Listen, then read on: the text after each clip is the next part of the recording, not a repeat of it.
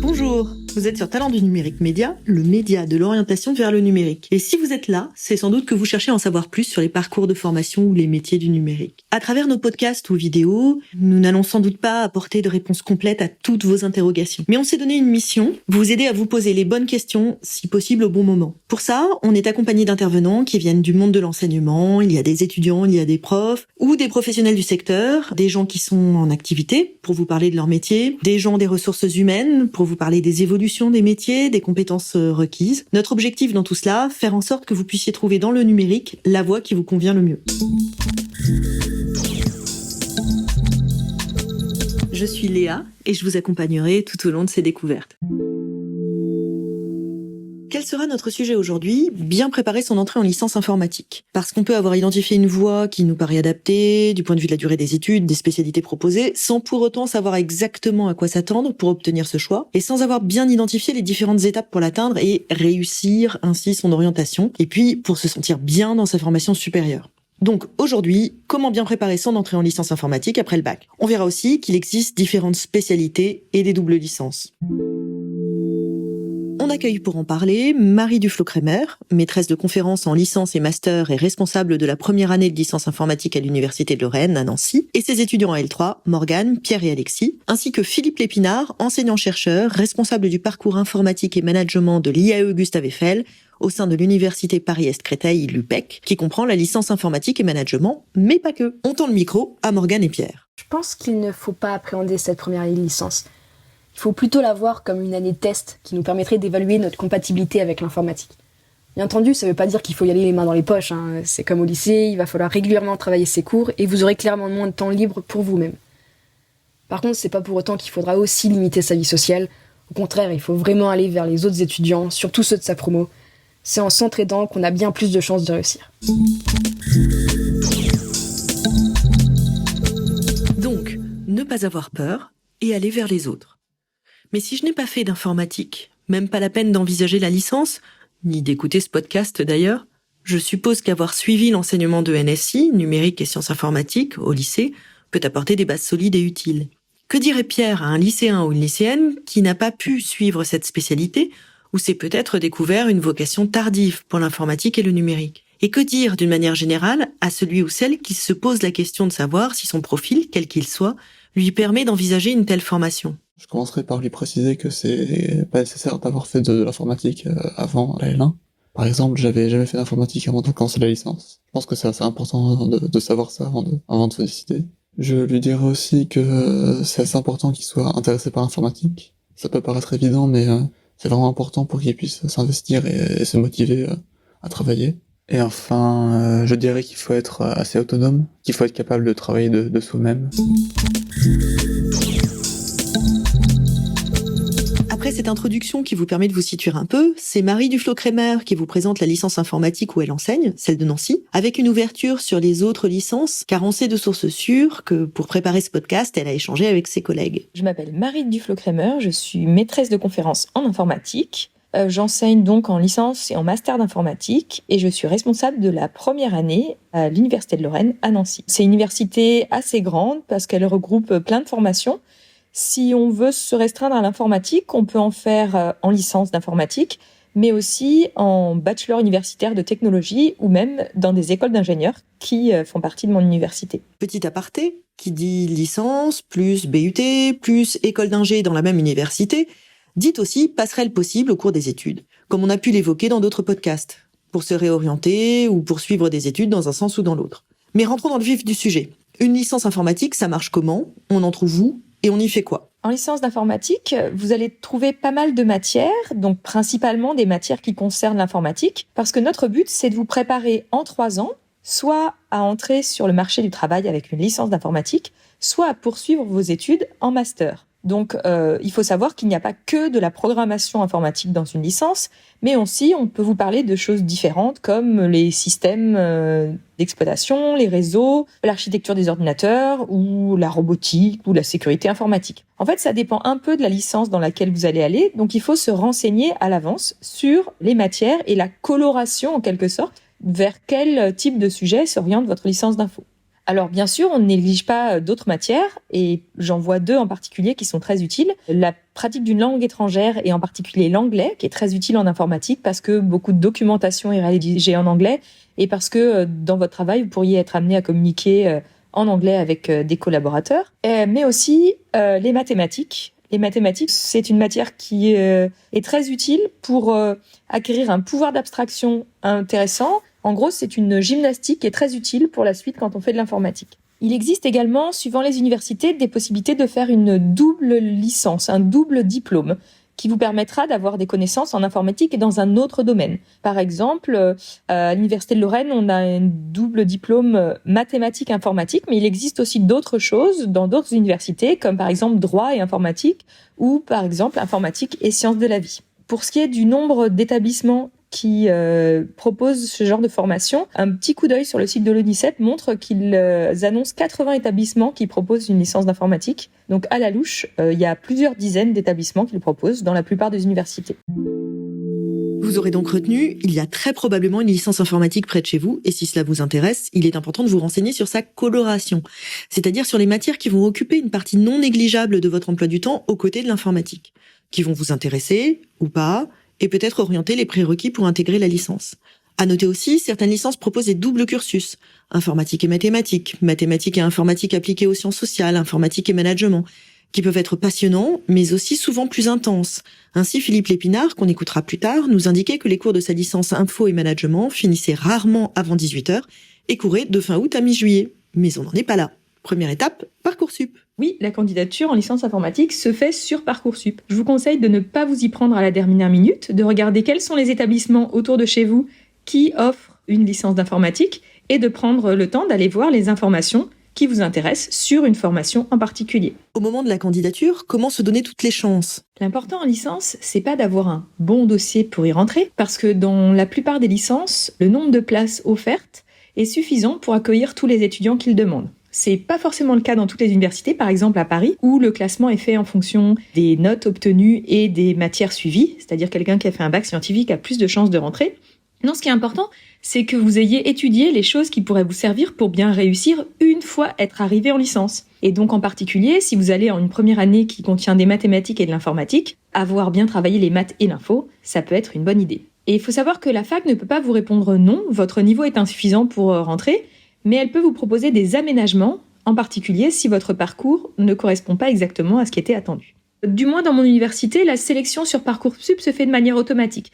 Et même d'ailleurs, dans mon université, on accepte tous les étudiants qui viennent en licence, on leur donne juste soit la réponse oui pour les étudiants qui peuvent venir dans le parcours classique, soit la réponse oui si pour les étudiants qui doivent accepter des aménagements d'études, en particulier une aide dans les matières principales, notamment les mathématiques, et une L1 aménagée sur 2 ans.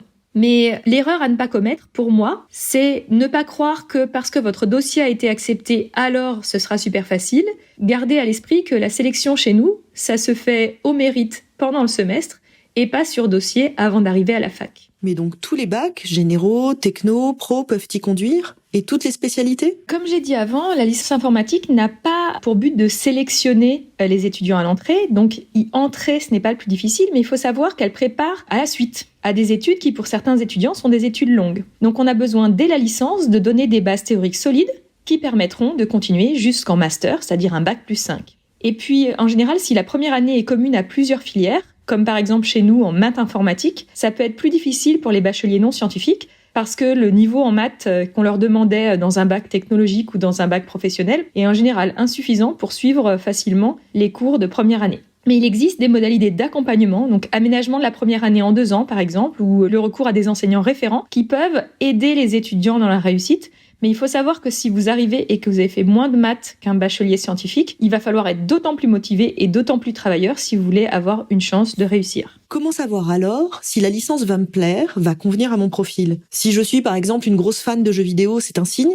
Et si je choisis la licence et la fac pour gagner en anonymat? Alors, ce qui est nouveau, c'est que la plupart d'entre vous, ce qui n'était pas le cas à mon époque, où il y a même une dizaine d'années, c'est que vous avez déjà fait un peu d'informatique. Donc, vous avez une petite idée que l'informatique, ce n'est pas juste surfer sur Internet, discuter sur les réseaux sociaux et jouer à des jeux vidéo.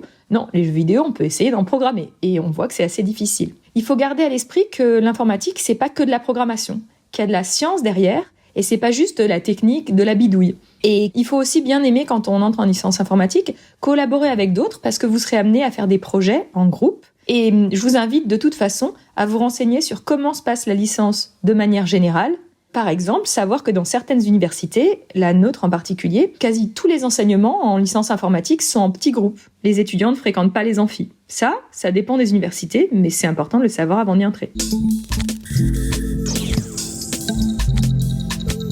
Marie et ses étudiants reviendront un peu plus tard compléter leur présentation en dialogue avec Philippe Lépinard, auquel on donne la parole tout de suite. Car la licence dont s'occupe Philippe a justement cette coloration spécifique dont Marie et moi vous parlions plus tôt.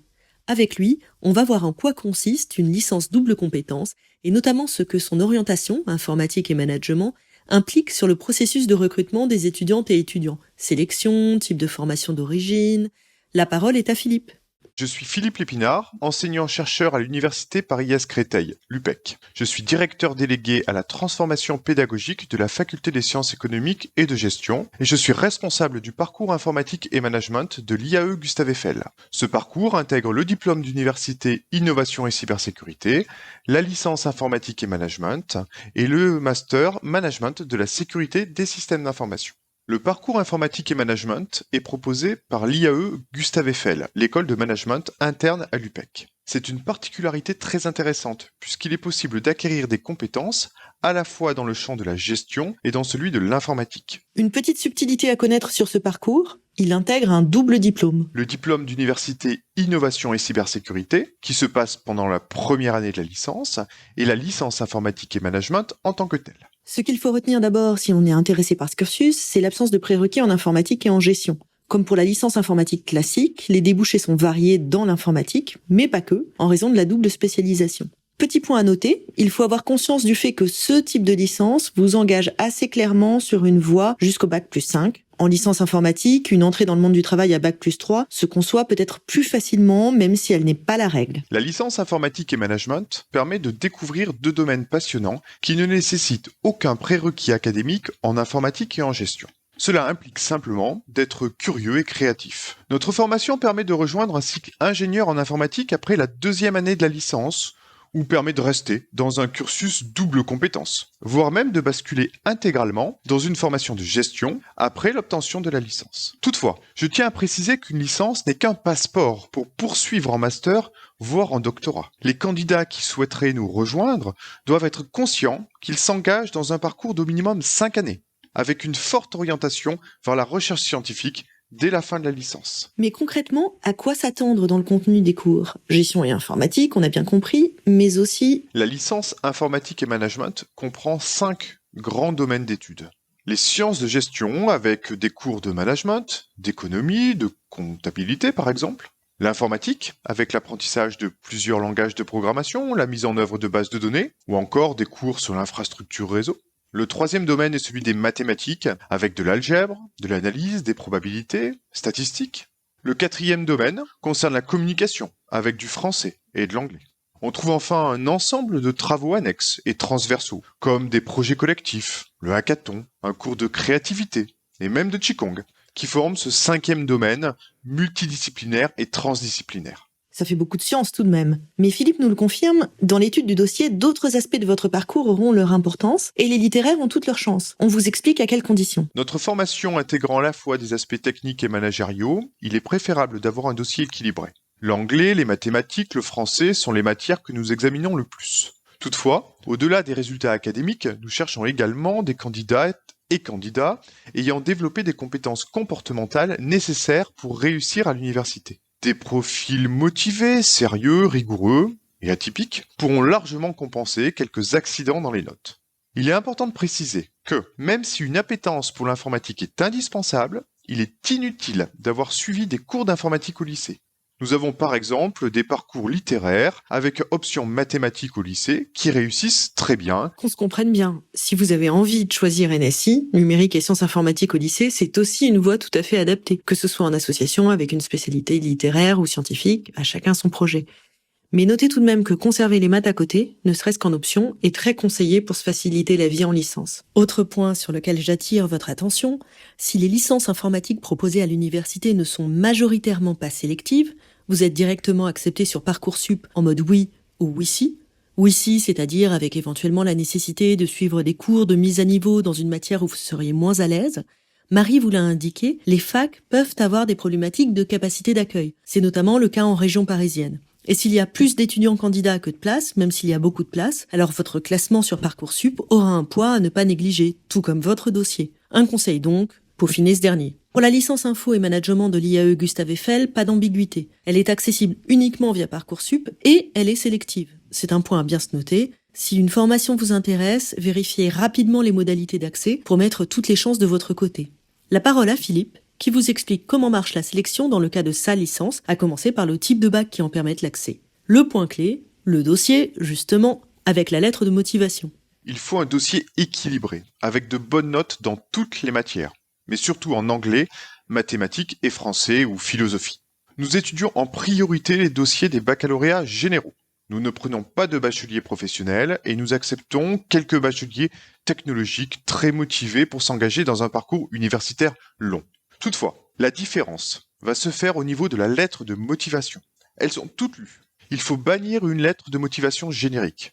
Il faut absolument montrer un intérêt particulier pour notre formation, en parlant à la fois de la dimension managériale et de la dimension technique, informatique. Bien entendu, il ne faut pas faire de faute d'orthographe, et c'est l'endroit où il faut se démarquer en présentant toutes ses qualités. Et si ça passe au dossier, next step pour faire partie de la promotion des 40 élèves retenus. Pour rejoindre notre formation, les candidates et candidats présélectionnés sur dossier Parcoursup doivent passer un entretien réalisé avec un jury composé d'au moins 2 enseignants. Cette année, nous intégrerons en plus dans ce jury des étudiants de la 3e année de la licence. Car le parcours informatique et management s'appuie sur des valeurs fortes de cohésion et d'entraide. Bon, et si vous avez été pris, pas de test de positionnement pour voir où vous en êtes, mais des devoirs de vacances et une rentrée bien encadrée. Dès l'admission au printemps, nous fournissons une liste de ressources obligatoires à étudier avant la rentrée, qui est le premier lundi de septembre. Il y a également une semaine de pré-rentrée fin août, réalisée par les étudiants les plus avancés. Cette semaine de pré-rentrée, gratuite, n'est pas obligatoire mais fortement conseillée. Bien préparer son entrée, c'est aussi savoir à quoi s'attendre en termes de financement, estimer combien les études vont coûter et quelles sont les solutions qui s'offrent à nous. Ce qu'en disent Marie et Philippe ? À l'université, j'ai regardé les chiffres dans la mienne. Pour les étudiants qui sont ressortissants de l'Union européenne, il y a 2 choses à payer en entrant. C'est 90 € de contribution vie étudiante et de campus, payée par tous les étudiants en formation initiale, plus 170 € de frais d'inscription en licence. Donc ce qui fait 260 € pour l'année. Il faut faire attention que pour les étudiants hors Union européenne, ces frais sont en général malheureusement beaucoup plus élevés et qu'il faut se renseigner avant de candidater. Bien évidemment, il y a des exceptions pour notamment les étudiants boursiers qui peuvent être exonérés totalement ou partiellement des frais d'inscription. Philippe confirme le montant de ces frais qui sont identiques pour le parcours dont il s'occupe. Il faut toutefois envisager l'acquisition d'un ordinateur portable d'environ 500 €. Avoir un ordi dès la première année ou un peu plus tard, on verra plus loin, ça dépend des licences. Mais avec le développement du virtuel et du distanciel, on sait aussi l'importance de l'outil. Question budget, quid du petit job ? Marie ne nous en a pas parlé, mais pour Philippe, en licence double compétence, l'expérience a montré que la charge de travail, notamment durant les 2 premières années, rendait cette perspective difficilement compatible avec la réussite en licence. Quant à l'alternance, qui peut être une solution de financement, même chose. Chez Philippe, comme chez Marie, cela se passe plutôt à partir de la 3e année de licence ou de la première année de master pour permettre aux étudiants d'acquérir d'abord des bases solides. N'est-ce pas, Marie ? Certaines universités permettent de faire une licence en informatique en alternance, mais en général, c'est plutôt à partir de la 3e année. En première année, je ne connais pas de licence qui s'ouvre directement en alternance. Je vous invite fortement à vous renseigner avant de vous inscrire sur les universités qui proposent cette fonctionnalité et comment ça se décline, parce qu'il y a plusieurs façons de faire de l'alternance. Autre point, la licence a-t-elle un genre ? Même si les mentalités évoluent, on pense trop souvent que les formations liées à l'informatique et au numérique sont une affaire de garçons. Que nenni! Alors, il n'y a pas que des garçons, il y en a beaucoup plus, c'est vrai, mais les jeunes femmes qui viennent faire leurs études en licence informatique réussissent en général assez bien et ont des profils un peu plus originaux, parce que justement, il y a pour l'instant moins de femmes en informatique, ça va peut-être changer, et donc du coup, peuvent avoir des profils qui sont plus recherchés. Et puis de toute façon, moi, les préjugés, j'aime pas du tout. Donc venez, mesdames, venez faire mentir les préjugés. Et Morgane est bien d'accord. On est peu nombreuses, mais on est bien là. Quant à la licence informatique et management, la proportion des filles y atteint 50%. Donc Philippe ne dira pas le contraire. Notre formation est paritaire. Il y a autant de femmes que d'hommes. D'ailleurs, Anna de Royan, étudiante en 2e année de licence, vient d'obtenir un trophée de la femme cyber de la part du Cercle des femmes de la cybersécurité. Cette association parraine le parcours informatique et management depuis la rentrée de septembre. Ça y est, vous êtes décidés, vous partez en licence. Mais faut-il se préparer un peu durant l'été? Faudra-t-il se faire une to-do list pour les grandes vacances? J'imagine que vous n'avez pas envie de m'entendre dire qu'il faut que vous passiez votre été à bosser les cours. Je suis tout à fait d'accord, il faut passer une bonne partie de l'été à se détendre pour arriver bien dans ses baskets et en pleine forme à la rentrée. Mais soyez attentifs à ce qui se passe en première année informatique. En général, les formations recommencent assez bas sur le niveau d'informatique et ne supposent pas que, par exemple, les bacheliers entrants ont fait tous NSI avant d'arriver. Mais par contre, regardez bien les autres matières qui existent dans cette licence. Si vous êtes fan d'informatique et que vous êtes super forte en informatique, faites gaffe, parce qu'il n'y a pas forcément que de l'info. Et ça peut être bien, parfois, de re-regarder les maths pour être à l'aise avec les maths de la première année. L'expérience d'Alexis et de Morgane, qui sont en L3 informatique, les pousse à vous donner un conseil similaire à celui de leur prof Marie. D'ailleurs, pour Morgane, les maths sont à cultiver dès le lycée. Pour être en licence informatique, il va falloir généralement passer par la première année maths info. Et j'ai pu voir que c'était justement cette partie maths qui pouvait poser problème aux étudiants. Au lycée, on a très peu de notions d'informatique de façon générale. C'est pour ça que je pense que s'il y a une matière en particulier qu'il faut bosser au lycée, ce serait les maths. Sans négliger le reste, bien sûr, mais au moins ça permettrait d'avoir des lacunes en moins sur le programme de maths de la licence et de surtout pouvoir se concentrer un peu plus sur la partie informatique. Et pour Alexis, je dirais qu'il faudrait au moins relire les cours de maths de terminale et si on a le temps ou si on a l'envie de lire des cours sur les bases du Python et du C car ce sont les premiers langages que nous allons utiliser en L1. Et pour Philippe et la licence info et management, des conseils qui se rapprochent, même si les langages informatiques qu'il est suggéré de regarder, notamment pendant l'été, ne sont pas les mêmes. Tiens, d'ailleurs, cela peut vous donner des idées de questions à poser, peut-être au moment de l'admission. Une liste de ressources fournies par les enseignants de la première année de licence est envoyée à chaque étudiant admis. Nous conseillons par exemple de s'initier au langage de programmation Java grâce à des lectures ou le suivi d'un MOOC, une formation en ligne. Il est important également de conserver son niveau en mathématiques et en anglais. En fonction des entretiens, nous conseillons parfois des lectures spécifiques à certains candidats. Enfin, il est important de développer sa culture générale, en lisant beaucoup, de tout, et en suivant les actualités mondiales. Les délégués actuels de L1, qui seront donc en L2, prendront contact avec les admis dès juillet pour répondre à toutes leurs questions. Quelle bonne résolution, quelle décision prendre pour attaquer la rentrée du bon pied? Marie a 3 conseils pour vous. La première chose que je conseille, c'est d'avoir un rythme de travail régulier. Ne pas laisser le travail s'accumuler et pas non plus bosser comme un dingue et être sur les genoux après 3 semaines. Vous avez en général moins de devoirs, moins de contrôles qu'on appelle des partiels ou des examens en informatique, en licence en général même. Et donc il faut prendre sur vous, vous êtes des adultes, et bosser régulièrement vos cours et pas juste quand vous allez avoir une interro. Le deuxième conseil, c'est de relire ses cours entre des séances et surtout identifier les questions qu'on se pose. Si on a un truc qu'on n'a pas bien compris, utilisez le fait que vous n'avez pas des machines, vous avez des profs qui vous enseignent et posez-leur des questions pour ne pas vous retrouver à essayer de construire un mur sur des fondations qui sont toutes ramollies parce que vous n'avez pas compris le début du semestre. Et le troisième conseil, qui est selon moi le plus important, se faire des amis. Il y a beaucoup d'entre vous qui débarquent à l'université et qui connaissent personne dans leur promo.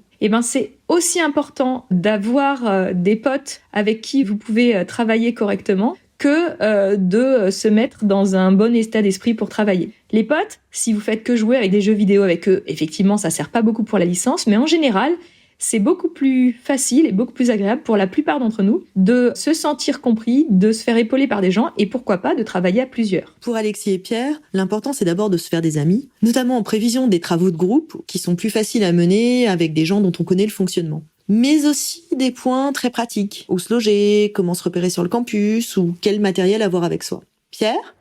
Personnellement, ce que je me rappelle le plus de ma préparation, c'est que j'ai dû chercher un logement plus proche de la fac, parce que J'habite de base assez loin de la fac, et je pense que c'est une mauvaise idée de trop dépendre des transports en commun. Aussi, ça peut sembler évident, mais il faut s'assurer d'avoir tout ce qu'il faut pour suivre les cours. Sachant que en L1, c'est pas nécessaire d'avoir un ordinateur, je pense. En L2, L3, ça commence à être assez important, mais au moins en L1, c'est vraiment pas obligatoire pour suivre l'année. Et le point de vue d'Alexis? Les 3 premières choses de faire lors de la rentrée pour bien commencer son année, je dirais d'abord de prendre connaissance du plan de la fac. Ça évitera aux gens de faire comme moi, c'est-à-dire arriver en retard les premières semaines parce qu'on ne savait pas où était la salle, où était l'amphi. C'est toujours mieux d'arriver à l'heure, je dirais.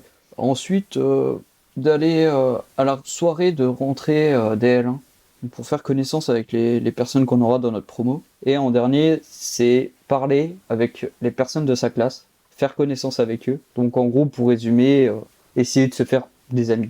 C'est le plus important, je trouve, à faire quand on arrive en licence informatique. Philippe, pour la licence informatique et management, confirme l'importance pour les étudiants et étudiantes de ne pas négliger certaines questions liées à l'organisation du quotidien, pour être en mesure de faire face sereinement à un parcours plutôt dense. La première chose à faire est de trouver un logement à moins d'1 heure de transport de l'université. La deuxième est de participer à toutes les activités collectives proposées par l'équipe pédagogique et les étudiants plus anciens, en début d'année. Projets, visites, parrainage, repas de cohésion. Il ne faut surtout pas rester à l'écart et il est important de créer un esprit de promotion le plus rapidement possible. Enfin, il faut trouver une activité de loisir pour décompresser. Nous avons notamment une ludothèque gigantesque avec plusieurs centaines de jeux de tout type. Un conseil bonus peut-être? Faire preuve d'ouverture et d'esprit de curiosité. En gros, plus vous avez envie d'apprendre des trucs par vous-même en dehors des cours, plus vous vous donnez de chances de vous intéresser à ce qui vous est enseigné et de réussir votre première année. Curiosité et engagement, n'est-ce pas Philippe? Les étudiants qui s'investissent dans des projets optionnels de notre formation réussissent particulièrement bien, car ils développent de nombreuses compétences comportementales complémentaires aux enseignements. En conclusion, vous l'aurez compris, si vous aviez des a priori sur les licences informatiques à l'université, il vous faudra les oublier. Par exemple, vous ne serez pas anonyme au milieu de la foule des étudiants, l'univers ne sera pas uniquement masculin et ce ne sera pas le week-end toute la semaine. Un avant-goût de l'ambiance avec Philippe? Le son du piano tout d'abord. C'est l'un des instruments de musique du Fab Lab associé à la formation, le GameX Lab.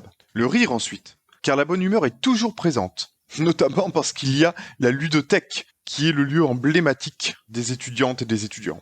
Et puis il y a finalement aussi les hurrahs, car nous avons remporté de nombreux prix et récompenses. Le mot de la fin est pour Marie. Il me reste à vous souhaiter bon courage avec Parcoursup et avec la fin de votre année scolaire. Et puis peut-être à la rentrée prochaine en licence informatique. Merci à Marie Duflo-Crémer, merci à ses étudiants, Morgane, Pierre, Alexis, merci à Philippe Lépinard. Vous aurez donc retenu avec nous qu'il existe différentes sortes de licences informatiques et que d'une université à l'autre, les matières et conditions d'accès peuvent varier. Si vous êtes intéressé, pensez à vous renseigner. Voilà, merci à tous nos intervenants, c'est fini pour aujourd'hui. Nous espérons avoir pu vous donner des pistes de réflexion. À très vite pour aborder d'autres sujets liés à l'orientation vers le numérique sur Talent du Numérique Média. D'ici là, n'oubliez pas de nous suivre sur notre site et les réseaux. Ce podcast a été réalisé par Talent du Numérique, une action financée et pilotée par l'Opco Atlas, selon des axes de coopération définis dans la convention signée avec le ministère de l'Éducation nationale et de la jeunesse, le ministère de l'Enseignement supérieur, de la Recherche et de l'Innovation, avec le concours des fonds collectés au titre de la taxe d'apprentissage.